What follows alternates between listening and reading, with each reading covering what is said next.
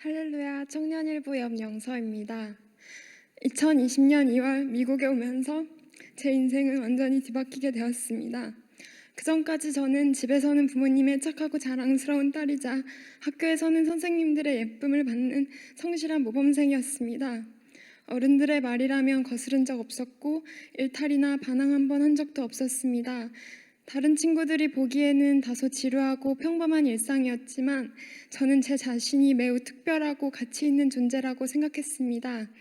그 바탕에는 아버지의 특별한 사랑이 있었습니다. 저희 부모님은 오래전부터 사이가 좋지 않았습니다. 그러나 아버지는 어머니에게 좋은 남편은 아니었지만 저에게는 좋은 아버지였습니다. 아버지는 둘째 딸인 저를 각별히 예뻐했습니다. 2살 터울이 나는 언니의 옷이나 신발을 물려받은 적이 거의 없을 만큼 아버지는 무리를 해서라도 언니와 같은 신발 2켤레, 같은 옷 2벌을 사주시곤 했습니다. 저는 언니만큼 똑똑하지 못해 같은 결과를 내기 위해서는 언니보다 몇 배의 노력과 시간을 들여야 했는데 아버지는 언제나 저의 그런 노력을 알아봐 주었고 결과가 아닌 과정을 인정해 주었습니다. 무엇보다 독립적이며 의지가 강한 당신의 강점을 닮은 저를 좋아했습니다. 딸이나 여자가 아닌 한 인간으로 바라봐 주었고 좋은 대학에 가거나 좋은 직장을 갖는 것보다 자신의 인생의 주인이 되어 당당하게 살아가길 바랐습니다. 아버지는 늘 무섭고 엄격했지만 아버지가 날 누구보다 사랑한다는 믿음은 제 자존감의 원천이었습니다. 그러던 중 대학교 졸업을 앞두고 부모님이 이혼을 하게 되었습니다. 오래된 가정의 불안은 아버지의 외도로 이어졌고 그나마도 모래성 같았던 가정은 하루아침에 무너졌습니다. 이미 20살을 넘긴 나이였지만 태어나고 자란 나라는 존재의 울타리가 파괴되는 것을 지켜보기란 쉽지 않았습니다. 눈앞에 벌어진 일들을 현실로 받아들이기 힘들었고 아버지가 믿고 원망스러웠습니다. 그러나 아버지를 원망하면 나라는 존재 역시 부정될까 두려웠습니다. 그래서 저는 아버지를 탓하기보다는 이해하려고 애썼습니다. 내가 아버지의 인생과 외로움을 다 알 수는 없는 거겠지 하며 받아들이려 했습니다. 그런데 돌이켜보면 저는 그때 아버지를 전혀 이해하지도 받아들이지도 못했습니다. 아무리 화가 나도 한 번도 저희를 때린 적 없던 아버지가 외도 증거가 담긴 언니의 핸드폰을 빼앗기 위해 언니를 바닥에 내쳤을 때 저의 통장을 가져가겠다며 서둘러 잠가버린 제 방문을 부실 듯이 두드렸을 때 저는 저의 인생을 지탱해오던 아버지라는 존재를 마음속에서 지웠습니다. 그리고 동시에 인간의 사랑이라는 것이 그것이 부모의 사랑일지라도 얼마나 미약하고 보잘것없는 것인지를 확실히 배우게 되었습니다. 부모님의 이혼 후 저는 어머니와 함께 살게 되었습니다. 작은 집이었지만 행복했습니다. 어머니의 지원 아래 서둘러 취업 전선에 뛰어들지 않고 대학원에 진학해 하고 싶었던 공부도 더 하게 되었습니다. 학교에서는 언제든 도서관에 가서 보고 싶은 책도 보고 저녁이면 어머니와 재미있는 대화를 나누는 편안한 일상이었습니다. 아버지의 부재는 제 인생에 아무런 장애도 되지 않는 것 같았습니다. 오히려 내가 애써 인정받고 사랑받아야 할 대상이 사라지자 저는 자유함을 느꼈습니다. 어머니도 비로소 자신의 인생을 되찾은 듯 했습니다. 그러던 와중에 저는 한 남자친구를 만나게 되었습니다. 대화도 잘 통하고 저를 많이 이해해주는 사람이었습니다. 함께하는 시간은 무척 행복했고 저는 그를 많이 좋아했습니다. 그러나 관계가 깊어질수록 저는 알 수 없는 커다란 불안감에 짓눌리기 시작했습니다. 이 사랑도 언젠가는 끝이 나 버릴 것이라는 생각이 머릿속에서 떠나질 않았습니다. 끝이 날 것을 알기에 순간의 행복을 마음껏 누리지 못했습니다. 상처받을까 두려워 애써 마음을 숨기는 것이 습관이 되었고 상대를 전적으로 신뢰하지도 못했습니다. 할 수만 있다면 시간을 붙잡아 두고 싶었지만 그럴 수 없다는 좌절감, 그러면서도 내가 잘하면 혹시 달라지지 않을까 하는 헛된 기대감에서 저는 벗어나지 못했습니다. 시간이 흘러 제 예상대로 그 사랑 역시 끝이 나게 되었습니다. 예상한 일이었기에 괜찮을 줄 알았는데 전혀 그렇지 못했습니다. 가슴에 큰 구멍이 난 것처럼 공허했고 두 눈에 구멍이 난 것처럼 매일을 울었습니다. 모든 것은 순간의 일이며 끝이 있다는 것이 무척이나 허무했습니다. 다시 이 상처를 받게 될까? 새로운 누군가를 만나지 못했습니다.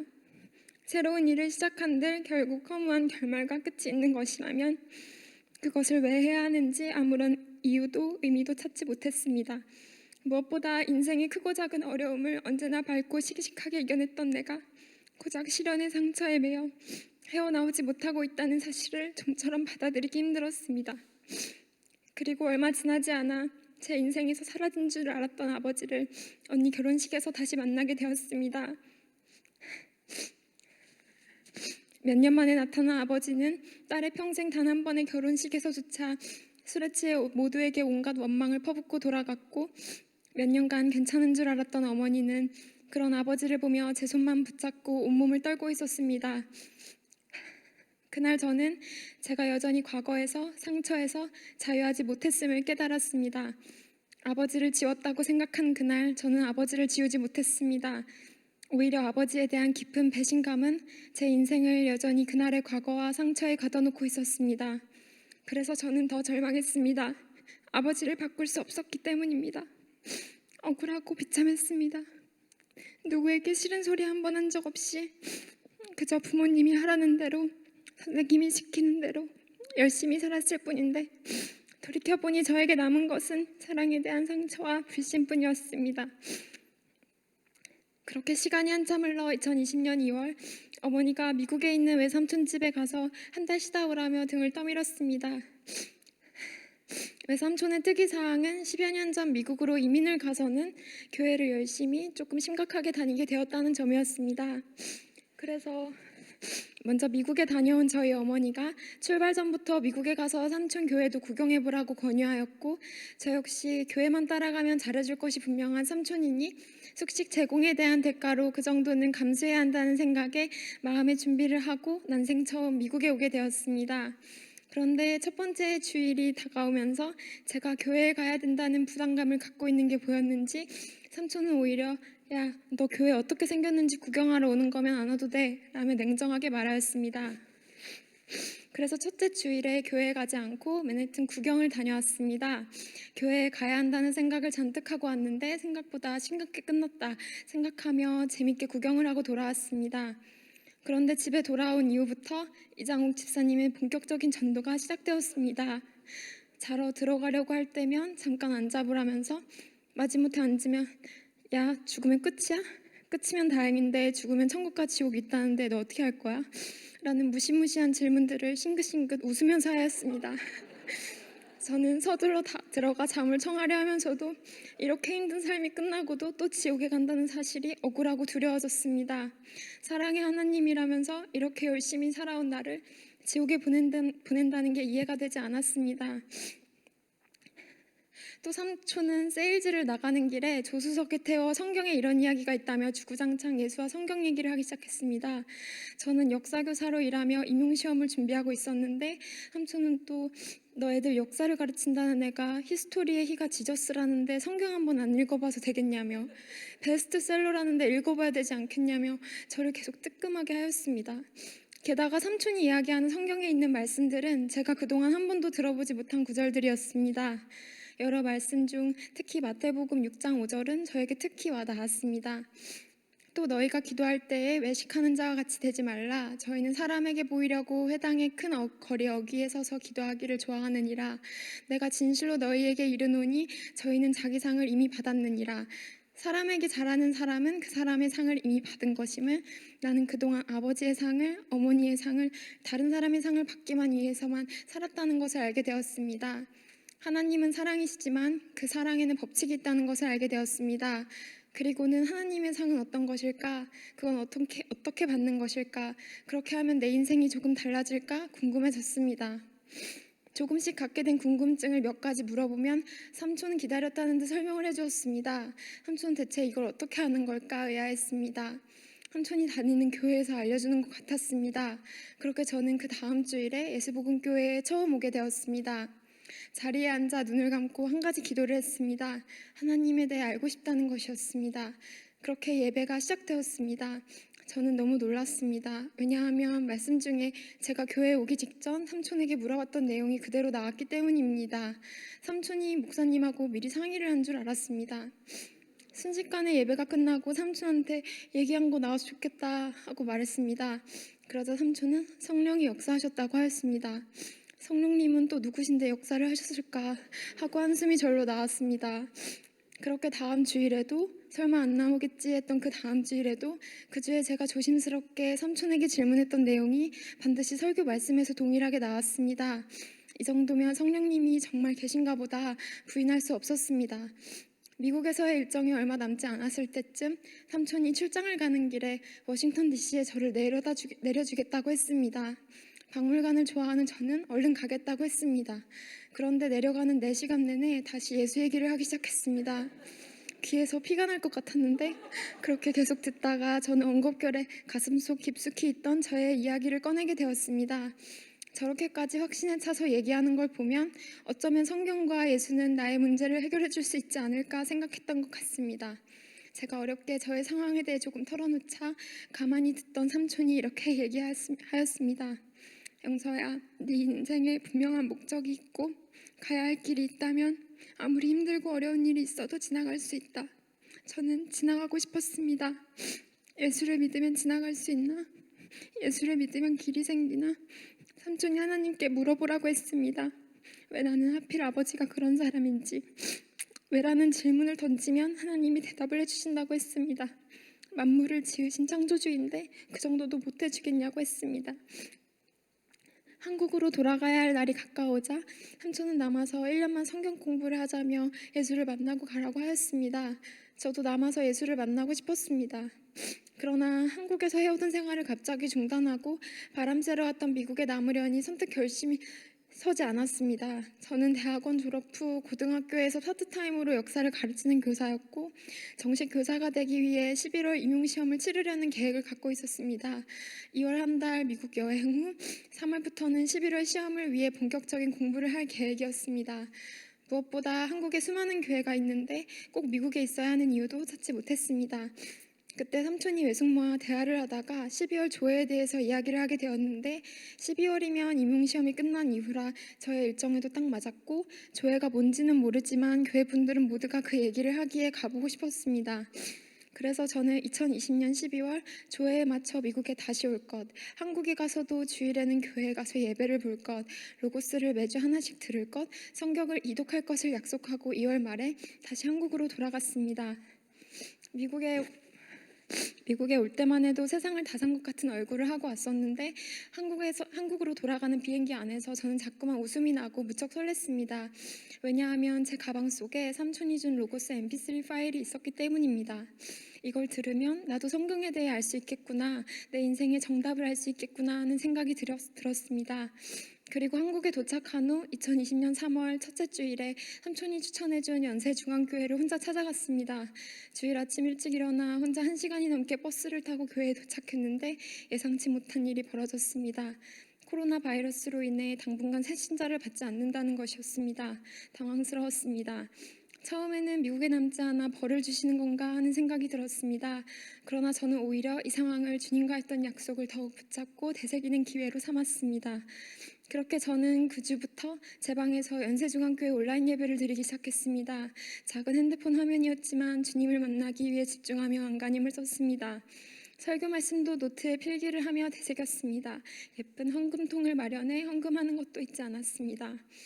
로고스도 일주일에 한 번씩 듣기 시작했습니다. 무척 재미있어 2강, 3강씩 들었습니다. 모르는 부분은 삼촌에게 물어보았고 그 이후 삼촌과 일주일에 한 번, 많으면 2-3번씩 전화를 하며 신앙생활에 대한 이야기를 나누었습니다. 로고스에 나오는 헬라적 사고와 히브리적 사고는 시험 공부를 할 때도 도움이 되었습니다. 창조주의 원리를 알게 되자 세상이 정확히 보이기 시작했습니다.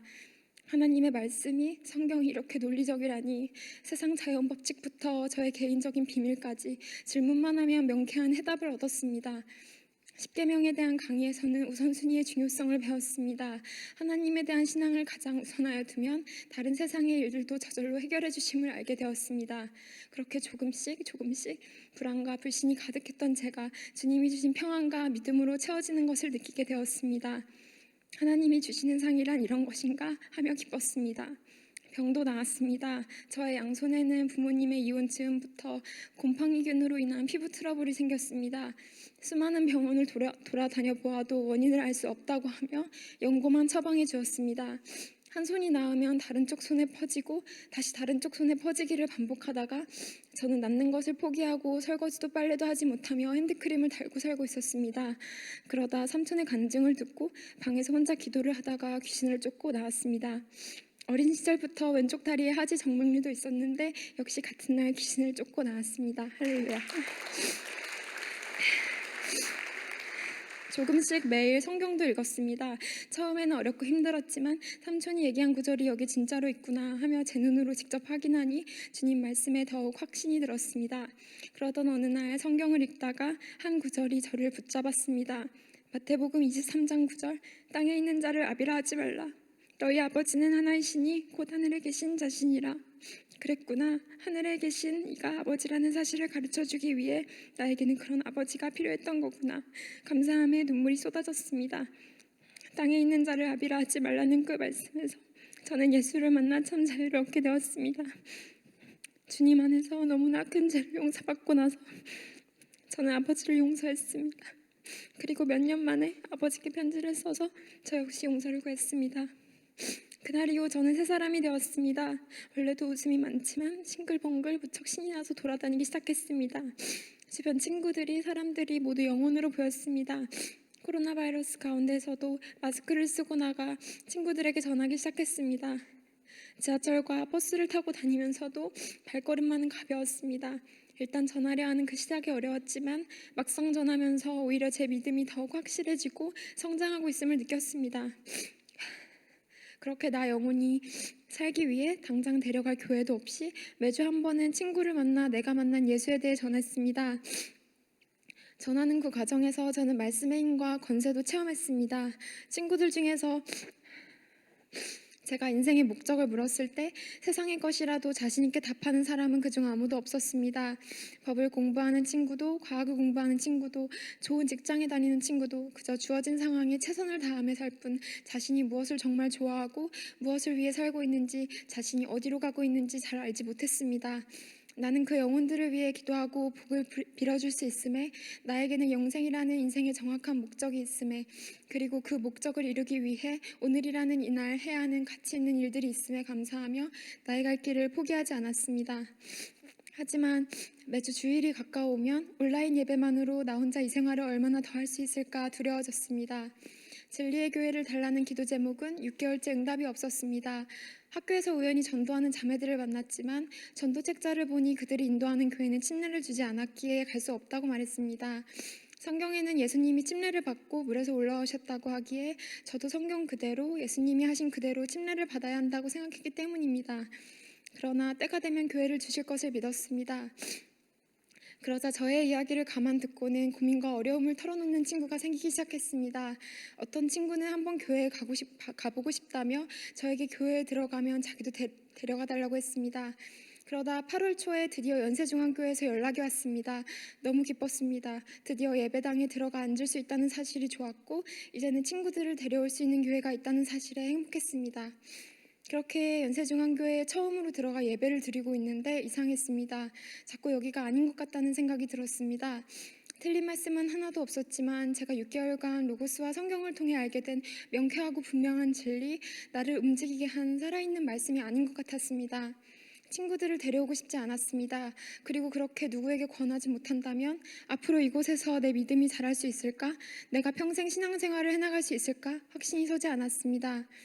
해당 교회에서는 종종 성경 말씀을 한 구절씩 문자로 보내주었고 큐티책을 주기도 하였습니다. 이게 맞는 건가 하는 생각이 들었습니다. 그리고 저도 모르게 혼자 예수복음교회 그 주 설교 말씀을 찾아듣게 되었습니다. 목사님의 설교 말씀 중 큐티? 나 그거 이름만 들어도 재수없어 라는 말이 들렸습니다. 언색적인 복음에 속이 뻥 뚫린 것 같았습니다. 그리고 그때 저를 부르신 진리의 교회는 예수복음교회라는 사실을 알게 되었습니다. 그리고는 2020년 11월 임용시험을 치르고 12월 조회에 갔다 온 후 2021년에는 상황을 봐서 비자를 받아 교회로 가야겠다는 생각을 갖게 되었습니다.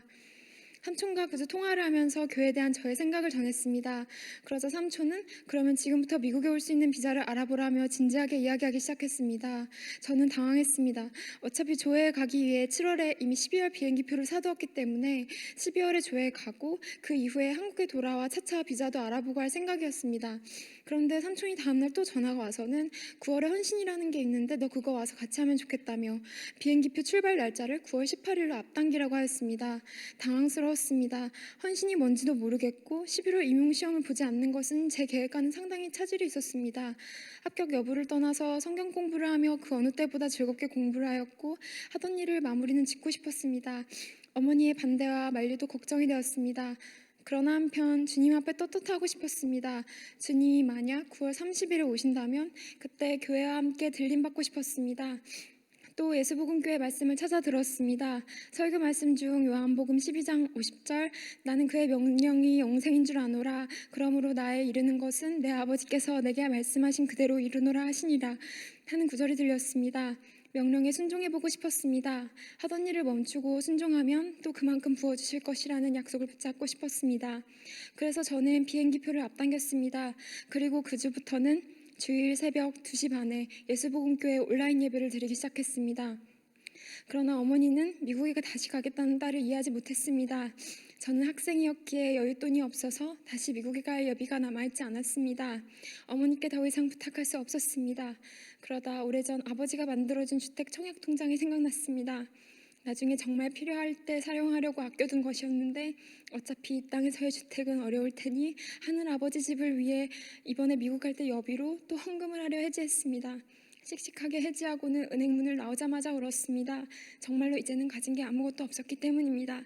그러나 아버지의 마지막 선물 덕분에 내가 주님 앞에 드릴 수 있는 것이 있어 아버지에게 그리고 그 모든 일을 하신 하늘에 계신 우리 아버지께 정말 감사했습니다. 비행기를 앞당긴 이후부터 어머니는 이런저런 이유를 들며 저를 만류하였습니다. 어머니와 저는 힘든 시기마다 함께 넘으며 서로에게 위로가 되어준 둘도 없는 좋은 친구였습니다.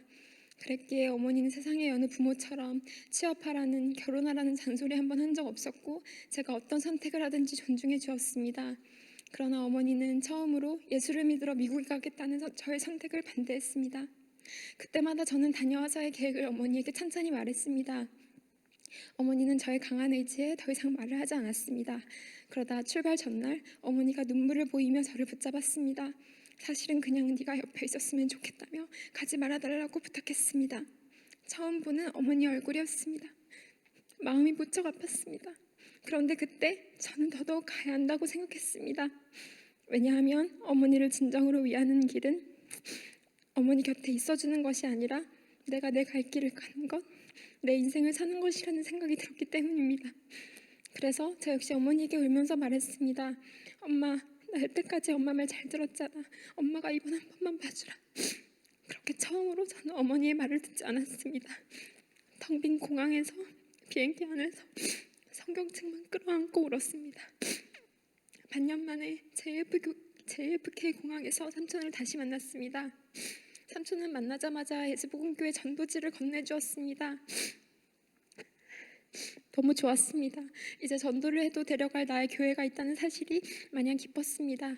교회에 다시 앉아 예배드릴 수 있다는 사실이 좋았습니다. 너희가 이 성전을 헐라를 함께 말할 수 있어서 좋았습니다. 함께 기도하는 형제 자매가 있고 더 이상 미친 사람처럼 보이지 않는 것도 좋았습니다. 처음 해보는 헌신도 힘들었지만 즐거웠습니다. 주의 일이기에 힘들어도 공허하거나 허무하지 않았습니다. 교회에 온 후 손도 완치되었습니다. 한국에서 기도로 병을 고친 이후 오히려 피부 트러블이 양손 전체에 퍼졌습니다. 나았다는 확신이 있었지만 너무 가려웠기에 예전에 쓰다가 남은 연고를 조금씩 바르고 있었습니다. 그리고 미국에 올 때도 혹시 몰라 가방 속에 몰래 넣어왔습니다. 그러나 삼촌과 교회 분들의 병이 나은 간증을 듣고 가지고 온 약을 버렸습니다. 그리고 3일 금식을 하며 기도했는데 이튿날 손에 있던 모든 증상이 사라졌습니다. 할렐루야. 나의 작은 믿음보다 교회의 큰 믿음으로 주님 살아계심을 더욱 분명히 체험할 수 있었습니다. 예수 복음교회라면 내 믿음이 점점 자랄 수 있겠구나. 누구에게든 우리 교회를 자신 있게 권할 수 있겠구나 하는 생각이 들었습니다. 그러나 헌신 이후 가고 싶었던 2020년 조회가 취소되었습니다. 미국에 왔던 목표가 사라지자 앞이 캄캄해졌습니다. 교회를 가는 것도 조회를 가는 것도 나는 왜 이렇게 산넘어산인지 서러워 펑펑 울었습니다. 그러나 더 큰 은혜를 받기 위한 시간이라고 생각하며 마음을 추슬렀습니다. 얼른 한국에 가서 제2원 비자를 받아 교회로 돌아오겠다는 결심을 굳혔고 목사님의 허락을 받아 조회 이후로 예정되어 있던 한국행 비행기표를 11월 말로 앞당겼습니다. 그리고 그렇게 받고 싶었던 성령을 11월 20일 금요 기도회 때 받았습니다. 그날은 원래대로라면 한국에서 임용시험을 보고 있어야 하는 날이었습니다. 그리고 11월 23일 월요일에는 삼촌집 욕실에서 꿈에 그리던 침례를 받았습니다. 그 이튿날 저는 다시 한국으로 떠났습니다. 두 번째로 한국에 돌아갈 때 저는 크게 걱정하지 않았습니다. 왜냐하면 내가 예수 이름으로 살고 그 영광을 위해 미국에 오려는 것이기에 주님께서 반드시 돌려보내 주실 거라는 믿음이 있었기 때문입니다. 물론 어머니는 빈 캐리어 2개만 덜렁 들고 돌아와 이제는 아예 미국에 가서 살고 싶다고 하는 딸을 이해하지 못했습니다. 유학을 가는 것도 결혼을 하는 것도 아니고 예수가 중심이 된 삶을 살고 싶다는 이유를 어머니는 더더욱 이해하기 힘들어했습니다. 언니조차 눈물을 흘리며 그 교회는 이단이라며 가면 안 된다고 붙잡았습니다. 그러나 그 정도는 이미 예상한 일이었고 그럴 때마다 성령의 도우심으로 저는 흔들리지 않았습니다. 그런데 한국에서의 두 번째 시간 동안 가장 큰 장애물은 바로 나 자신이었습니다. 성령도 침례도 받았고 로고스도 2회차를 거의 다 들었고 기도도 했고 매주 주일 새벽 2시 반에는 우리 교회 온라인 실황 예배도 함께 드렸습니다. 그러나 무언가 처음과 같은 마음이 아니게 되었고 모든 게 그저 숙제처럼 형식처럼 느껴졌습니다. 문제가 있다는 것은 알았지만 해결할 수 있는 방법을 몰랐고 그저 비자 준비를 하며 외부적인 상황만 보게 되었습니다. 회사를 찾았으니 곧 비자가 나오겠지, 주의 일인데 당연히 해주시겠지 하는 생각에 절실함도 사라졌습니다. 결국 비자 과정에서 겨우 찾아낸 회사의 오퍼가 취소되면서 모든 상황이 원점으로 돌아갔습니다. 그리고 제 믿음도 흔들리기 시작했습니다. 해가 바뀌어 2021년이 되었습니다. 먼저 회사를 다시 찾아야 했습니다. 일단 비자를 빨리 받는 것이 중요하니 전공과 상관없는 회사도 괜찮다며 새벽까지 잠을 자지 않고 인터뷰를 했습니다. 그 무렵 한국 교회에서도 다시 현장 예배가 재개되었습니다. 1년 전 받아줄 수 없다던 연세중앙교회가 이제는 저에게 성도 아이디 카드도 주었습니다. 어머니도 할머니도 할아버지도 친구들도 교회로 인도했습니다. 그러면서 저는 나는 왜 미국으로 가야 하는가? 라는 질문에 가로막혔습니다. 겉으로 보기에는 한국에도 예배드릴 수 있는 교회가 있었고 또 전도를 해도 인도할 교회가 있었습니다. 무엇보다 한국에도 열심히 신앙생활을 하는 분들은 참 많았습니다. 저는 점차 내가 미국에 가려는 것이 정말로 주님의 뜻인가? 라는 질문에도 대답하지 못했습니다. 이제는 오라고 하는 교회가 많이 있는데도 제 마음은 교회가 없던 그때보다 더 힘이 들었습니다. 그 무렵 삼촌과 전화통화를 하다가 기도응답은 이미 내려왔는데 그것을 가로막는 것은 죄라는 이사야 말씀을 알게 되었습니다. 그때까지 저는 제대로 된 회개를 해본 적이 없었습니다. 무슨 죄를 지었는지도 모르겠는데 그걸 어떻게 회개해야 하나 하는 생각이 들었습니다. 그러나 두 번째로 한국에 온 후 절실한 기도를 해본 적이 없었기에 1시간 버스를 타고 연세중앙교회로 기도를 하러 갔습니다. 그리고 회개할 죄를 알려달라고 기도했습니다. 그러자 주님께서 제가 지은 죄를 바로 알려주셨습니다. 그것은 주님께서 진리의 교회를 달라는 기도에 응답해 주셨음에도 제가 스스로 불러주신 교회를 저버린 것이었습니다. 그래서 회개했습니다. 그리고 얼마 지나지 않아 바로 이전보다 좋은 조건으로 회사에 오퍼를 받았습니다. 그렇게 회개를 하면 하나씩 기도가 응답되며 해결되는 것을 알게 되었습니다. 그러나 비자를 받기까지 단계마다 계속되는 기다림의 시간에 저는 급격히 지쳐왔습니다. 무엇보다 아무도 없이 혼자 이 생활을 언제까지 할 수 있을까 막막했습니다. 매 순간을 함께 해주던 예수님이 이제는 어디에도 없는 것 같은 느낌이 들었습니다. 매일 아침 일찍 버스를 타고 기도를 하러 가는 길에는 또래 친구들이 직장으로 출근을 하는 모습을 지켜봐야 했습니다. 나는 도대체 왜 이러고 있는가 하는 생각이 들었습니다.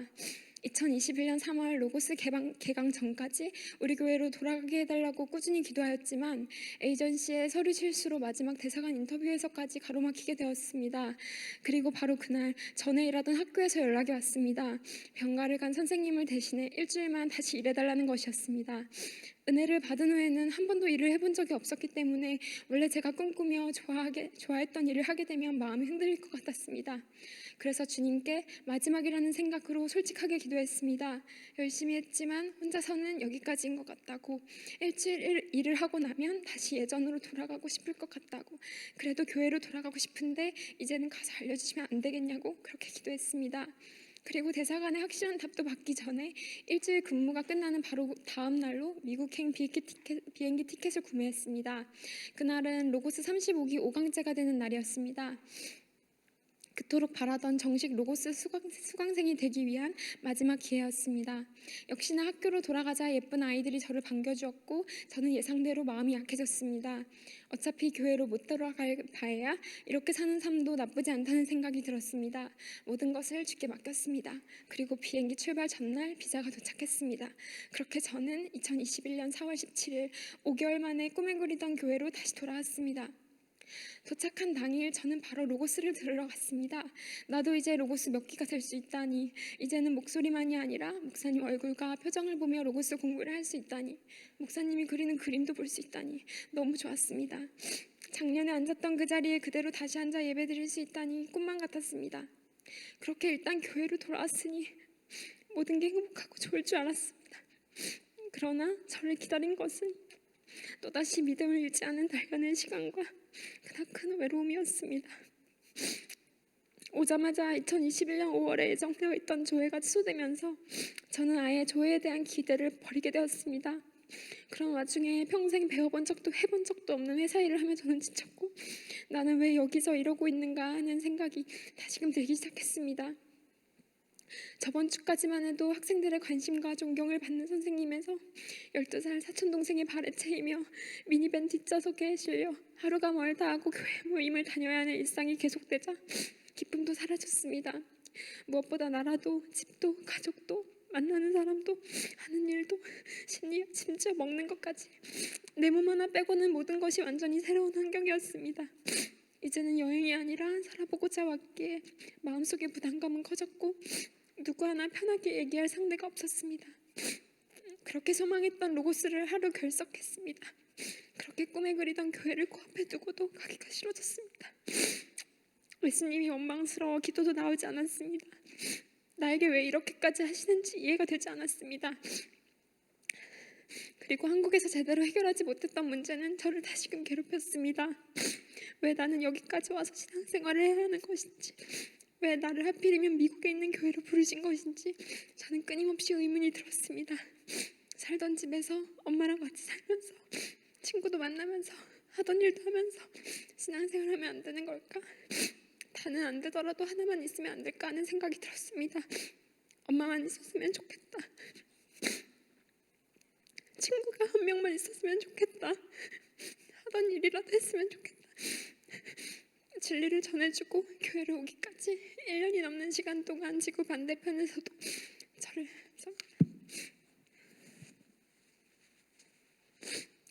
저를 포기하지 않고 힘이 되어준 구역장님까지 원망스러웠습니다.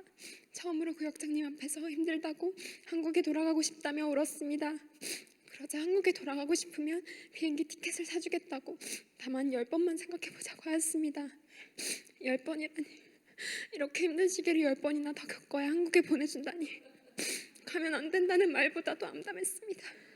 조카라서 그런가 기회를 너무 많이 주는 것 같았습니다.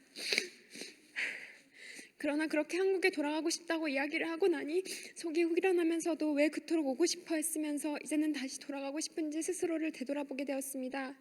진리도 교회도 목사님도 그대로인데 변한 건 결국 내 자신이란 생각이 들었고, 해보는 데까지는 해보자, 최선을 다해보자, 그래도 아니라면 그때 다시 가고 싶다고 당당하게 말해보자 하고 생각했습니다. 무엇보다 시험에 들었던 시간이 너무 아까웠습니다. 하는 것도 없이 마음만 힘들고 몇 달이 어느새 지나 있었습니다.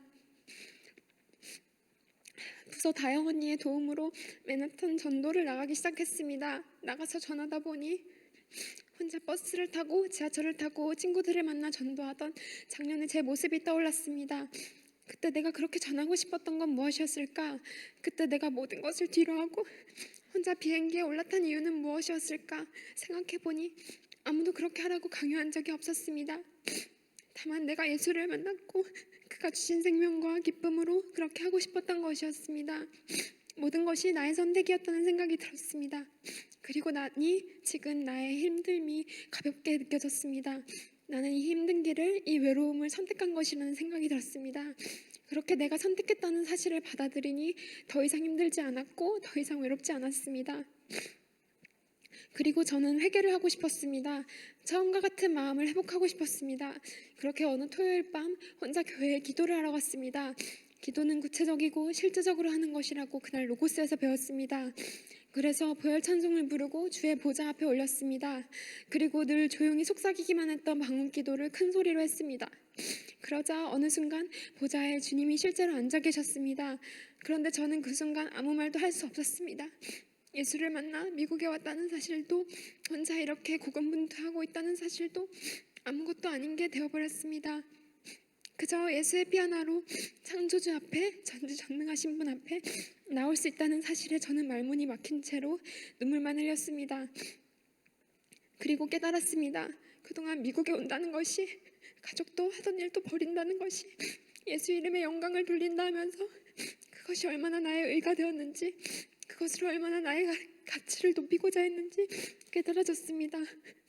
한국에 있을 때부터 주님이 가르쳐주고자 하신 것은 바로 이것, 의는 오로지 예수의 피뿐이라는 사실을 저는 깨닫게 되었습니다. 그러나 저는 여전히 회개가 부족하다고 느꼈습니다. 왜냐하면 저는 나의 존재 그 자체가 죄인임을 여전히 인정하지 못했기 때문이었습니다. 내가 무엇을 잘못해서가 아니라 그저 나의 존재 그 자체가 죄라는 사실을 경험하고 싶었습니다. 그래서 다시금 금식하며 기도했습니다. 그러자 한국에 있는 아버지로부터 오랜만에 전화가 왔습니다. 언제나처럼 술의 힘을 빌려 당신 인생에 후회를 쏟아냈습니다. 그리고 아버지는 결혼을 하지 않았다면, 제가 태어나지 않았다면 어머니와 일찍 헤어져 자신의 인생이 달라졌을 것이라고 말했습니다. 네가 태어나는 바람에 어머니와 헤어지지 못했고 자신의 인생이 이렇게 되었다고 말했습니다. 그때 저는 그것이 기도 응답임을 알았습니다. 내가 무엇을 잘못해서가 아니라 나는 그저 죄중에 잉태된 존재 자체가 죄라는 사실을 아버지의 음성을 통해 깨닫게 되었습니다. 그날 저는 하루 종일 아무 말도 하지 못했습니다. 그저 태어나지 말았어야 할 인생, 지옥에 갈 운명이 주님 덕분에 새 생명을 얻고 오늘 이 자리에 이 땅에서 숨을 쉬고 있다는 사실에 아무 말도 할 수 없었습니다. 그리고 일이 끝나고 교회로 달려가 기도했습니다. 첫 번째는 기도에 응답해 주심에, 내 존재 그 자체가 죄임을 알려주심에 감사하다는 기도를 하였고, 두 번째는 죄중에 잉태된 더러운 인생에 찾아와 길을 열어주시고 진리를 듣게 하시고 진리의 교회로 불러주심에 감사하다고 기도를 하였습니다. 그리고 마지막으로는 주님 오실 그날까지 그저 덤으로 사는 인생을 주의 일하는 데 사용해달라고 기도하였습니다. 이렇게 기도하면서 저는 조금도 눈물이 나지 않았습니다. 그저 감사했고 그저 기뻤습니다. 2020년 2월 미국에 오면서 제 인생은 완전히 뒤바뀌게 되었습니다. 왜냐하면 미국에는 나를 대신해 목숨도 버리진 아버지가 있었고 영원히 변치 않는 사랑을 주는 남자친구가 있었기 때문입니다. 그는 제 모든 상처를 치료해 주셨고 제 모든 아픔을 어루만져 주셨으며 어둠과 절망 가운데 서 헤매던 저에게 빛과 생명을 선물해 주셨습니다. 저는 그와 함께 가야 할 길이 생겼고 해야 할 일이 생겼습니다. 그로 인해 저는 누구의 딸도 여자도 아닌 나 영혼으로 살 수 있게 되었습니다. 그가 팬데믹이라는 전에 없던 일까지 하시며 저를 예수복음교회라는 진리의 교회로 부르셨기에 그의 몸된 교회의 지체로 그가 다시 오시는 그날까지 달려가겠습니다. 어느 날 갑자기 나타난 저를 따뜻하게 맞아주고 기도해준 청년일부 부서 식구들 감사합니다. 믿음으로 품어준 사랑하는 구역 식구들 감사합니다. 저를 가족이 아닌 영혼으로 보고 진리를 전해주고 진리대로 살도록 도와주신 윤희 장국 집사님 감사합니다. 매일 밤 방으로 찾아와 누나 울었어? 누나 오늘은 어땠어? 하며 인사를 건네준 성민이, 자기도 친구가 없다며 함께 울어준 윤진이 고맙습니다.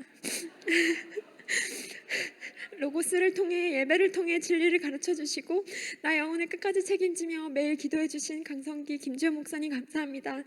오늘까지 진리의 교회를 든든히 세워주고 계신 성도 여러분 고맙습니다. 하늘에 계신 우리 아버지 예수님께 모든 영광을 돌리며 간증을 마칩니다. 감사합니다.